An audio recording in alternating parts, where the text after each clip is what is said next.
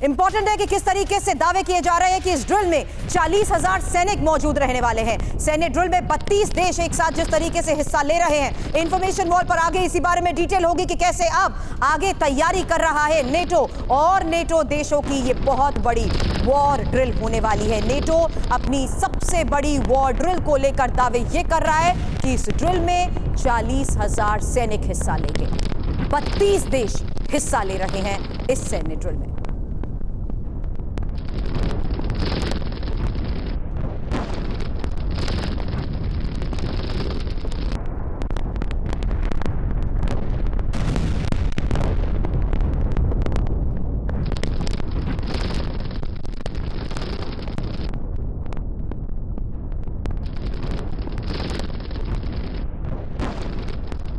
तो क्या रूसी सैन्य गठबंधन से निपटने की तैयारी है नेटो की तरफ से? ये समझना और जानना बहुत जरूरी है कि आखिर इस नेटो की सबसे बड़ी वॉर ड्रिल के बारे में क्या इंफॉर्मेशन सामने आ चुकी है, क्योंकि जान लीजिए कि वो कौन सा समय है जब ये देश एक साथ मिलकर वॉर ड्रिल करने वाले हैं।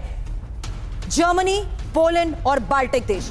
कहां पर होने वाली है ये ड्रिल, ये आपने जाना, लेकिन फरवरी 2024 इंपॉर्टेंट हो जाता है कि 32 देश एक साथ मिलकर जहां 40,000 सैनिक, 50 से ज्यादा वॉरशिप और 700 ड्रिल के दौरान एयर स्ट्राइक को लेकर नेटो की इस सबसे बड़ी ड्रिल को लेकर खबर आई है। लक्ष्य क्या है? रूसी सैन्य गठबंधन से निपटने की तैयारी। खास है कोल्ड वॉर के बाद की सबसे बड़ी ये वॉर ड्रिल मानी जा रही है। लेकिन इस बीच इंपॉर्टेंट ये भी है कि किस तरीके से युद्ध के इस हालात में रूसी सैन्य गठबंधन से निपटने की ये तैयारी मानी जा रही है। अपने एक्सपर्ट्स के पास जाऊं उससे पहले एक और सबसे बड़ी खबर, जहां चेचन लीडर रमजान कादिरोव पर इस वक्त की ये सबसे बड़ी खबर आई है।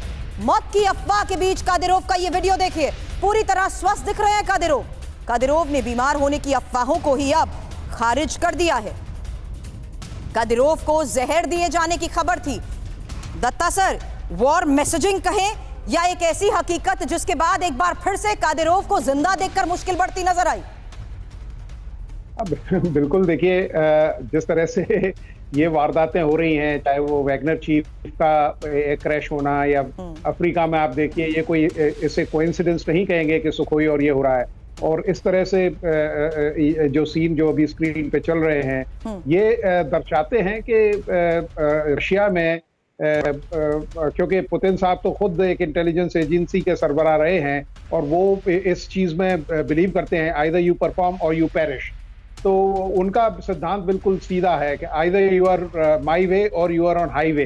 तो एक छोटा सा रिएक्शन, मैंने आपकी बात सुनी माथुर सर, चेचन के लिए सिचुएशन किस तरीके से बदल जाती है अगर ये खबर हकीकत होती, और रूस के लिहाज से ये कितना इंपॉर्टेंट होता?